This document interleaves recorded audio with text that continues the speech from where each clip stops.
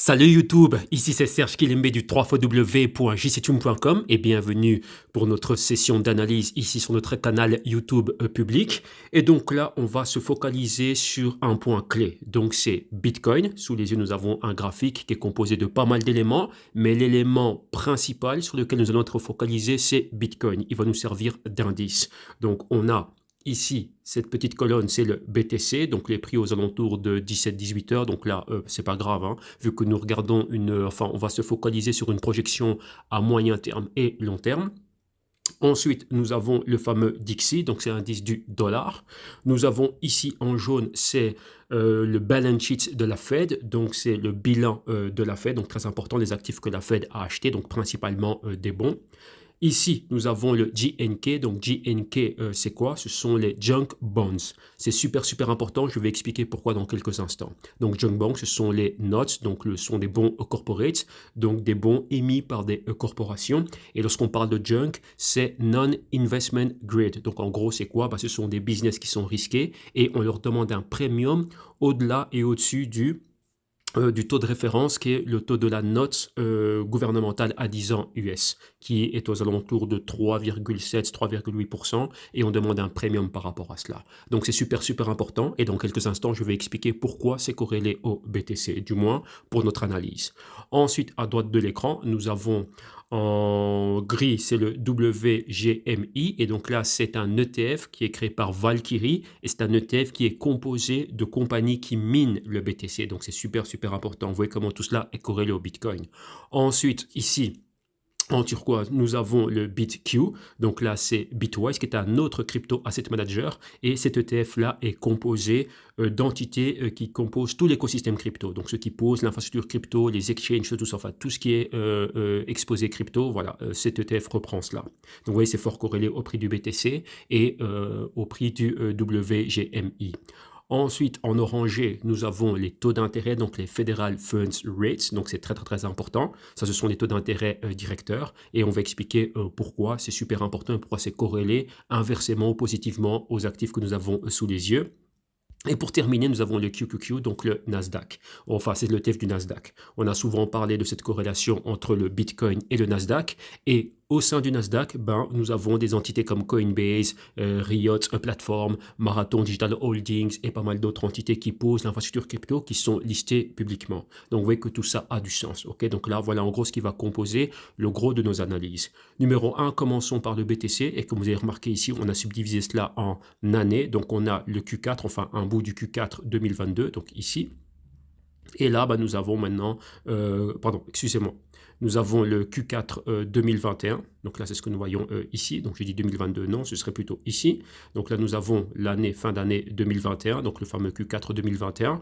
Toute l'année 2022, donc clairement, bear market et au niveau des cryptos, c'est un crypto winter. Et là, un petit bout de 2023, nous sommes au vendredi 13 janvier 2023, donc l'année commence. Donc c'est super, super important. Pourquoi j'ai pris cet horizon de temps? C'est afin de voir les corrélations positives et négatives et tenter de comprendre ce qui s'est passé. Donc c'est super important.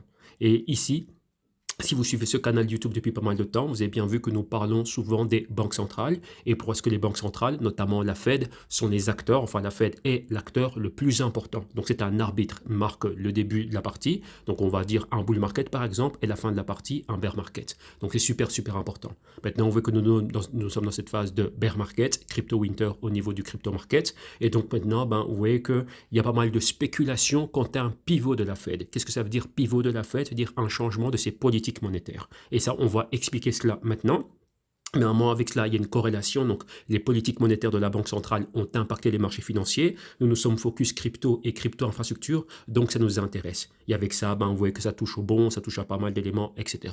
Donc, on va faire quelque chose de très court, poser les bases. Et si vous voulez en savoir plus, vous venez au sein du www.jtune.com. Au quotidien, nous suivons cela. On a toute une galerie, enfin, on fait pas mal d'éléments. Et nous avons des consultings, ce qui va vous permettre de comprendre tout cela. Donc, numéro 1, passons en revue les politiques des banques centrales. Donc, commençons par le Q4 2021. C'est là où les banques centrales avaient annoncé la fin du QE, notamment la Fed, la fin du QE, et commençaient à monter les taux d'intérêt. Donc, les taux d'intérêt, c'est ce que vous voyez ici en orangé, et vous voyez que c'est monté. Donc, nous voyons qu'il y a une corrélation inversée, donc corrélation négative entre la hausse des taux d'intérêt et la performance des actifs. Un élément clé. Donc, vous avez vu ici, si vous regardez bien, la ligne bleue, bah, c'est le Nasdaq. Nasdaq a chuté. Chandelier japonais, c'est le BTC. BTC a chuté. En fuchsia, nous avons le JNK, donc les junk bonds. C'est super, super important. N'oubliez pas que le crypto market est les cryptos, c'est une nouvelle classe d'actifs. Okay, et avec ça, nous avons des crypto-business, donc des entités qui se sont lancées il y a quelques temps, donc qui étaient des startups il y a peu, donc 2012, 2013, etc. Et quelques-unes de ces entités se sont lancées en bourse. D'autres ont fusionné avec des véhicules d'investissement, les fameux SPAC.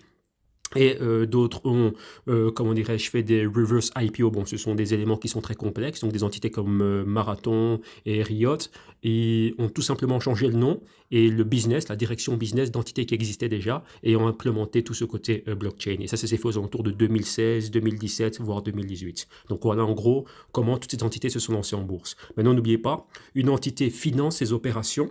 Vu que ces entités sont des entités dites à croissance, donc growth, elles doivent financer les opérations. Et comment elles le font?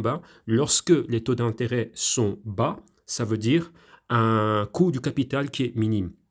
Donc ici, qu'est-ce que ça veut dire? On a accès facilement à des capitaux pour pouvoir financer notre croissance. Maintenant, pensez aux mineurs qui ont besoin de financer leur expansion de hash rate. Lorsque les taux d'intérêt étaient bas, c'était super, ils pouvaient le faire facilement. Et pensez à Coinbase, faire beaucoup plus de marketing, etc., etc. Donc vous voyez que c'est un élément qui est super intéressant. Maintenant, lorsque les conditions financières et conditions de financement ont changé, c'est problématique. Maintenant, les économies plongées, enfin, potentielle récession, il y a une contraction au niveau économique, moins d'activité et pas mal d'autres problèmes. Donc, les conditions ont changé pour ces entités. Donc, vous voyez que c'est quelque chose qui est super important. Donc, pour en revenir ici et se focaliser spécifiquement sur le JNK, donc les fameux junk bonds que nous avons ici en fuchsia, lorsque l'économie est en expansion et que la liquidité est abondante et que les taux d'intérêt sont bas, donc le coût du capital est bas et donc accès au capital facile pour des entités dites à croissance et très cycliques, elles peuvent facilement se financer et d'un autre côté, il y a beaucoup plus de spéculation. Donc vous voyez que taux d'intérêt bas, vous voyez ici tout était haussier. N'oubliez pas, nous avons le Q4 2021. Maintenant, lorsque les conditions financières ont changé, vous avez vu comment ces entités ont chuté. Nous voyons qu'au niveau du Nasdaq, il y a eu des chutes, BTC a chuté, crypto-infrastructure a chuté et les entités junk bonds. N'oubliez pas ce que j'ai dit, donc il y a pas mal d'entités crypto qui sont jeunes, donc on va dire 2013, 2014, 2015, et donc on leur demandera un premium au moment de se financer, un premium par rapport au 10-year. Donc le JNK ici nous sert d'indicateur. Si nous voyons que les conditions du JNK s'améliorent, donc là que ça commence à repartir à la hausse, que nous avons des taux d'intérêt qui baissent, etc., et un dollar aussi qui continue à baisser, clairement ici on peut dire ok, toutes ces entités avec auxquelles on demande un premium super élevé, leurs conditions de financement ont changé, ce qui fait qu'elles vont pouvoir refinancer leur expansion, leur croissance, etc. Et ça, bien évidemment, c'est corrélé à quoi? À une potentielle reprise économique. Vous voyez que c'est super important de comprendre les choses comme cela. Pourquoi? Beaucoup se focalisent uniquement sur le prix du BTC. Et donc, lorsqu'on voit le prix du BTC monter, on se dit « Ah non, ça y est, maintenant le BTC est reparti à la hausse. » Non. Vous voyez que le Bitcoin que nous avons maintenant en 2023 et celui que nous avons vu en 2022 n'est plus le même que celui de 2020, de 2018, etc. C'est un tout autre BTC. La classe d'actifs a été, on va dire, acceptée. Donc, on est focus sur cette classe d'actifs. Lorsque je dis accepter, c'est au niveau de la finance traditionnelle. Et normalement, maintenant, BTC est soumis aux mêmes règles que les actifs traditionnels, si vous voulez. Donc, Apple, Microsoft et d'autres. Ok, donc là, c'est plus un actif qui est là, qui peut opérer sur sa petite île, sur sa petite planète. Non, maintenant, il est soumis aux mêmes règles. Donc, impacté par les conditions de financement, donc taux d'intérêt, etc. La psychologie des marchés, le wealth effect, enfin, beaucoup d'éléments. Donc, c'est un point qui est super important. Je sais bien que dans une petite vidéo, je n'ai pas envie de dépasser les 10 minutes. Ça va être très compliqué d'expliquer tous ces concepts, mais au moins, vous avez une idée de ce qui est en train de se passer. Donc, si nous voyons le BTC être haussier, nous voulons regarder d'autres éléments. Donc ici, pour clôturer, si on voit le BTC être haussier, ok, donc là, qu'est-ce que nous voulons voir? Nous voulons voir les conditions financières changer. Donc, qu'est-ce que ça veut dire ici? Que les banques centrales repartent en mode QE, enfin, on va dire rate cut et QE. Donc, qu'est-ce que ça veut dire ici? Baisser les taux d'intérêt. Nous voulons voir une demande pour les crédits, donc les bons de corporation, et les conditions de crédit bien vraiment être revues à la baisse. Et rappelez-vous, ça c'est corrélé au taux d'intérêt de la Fed.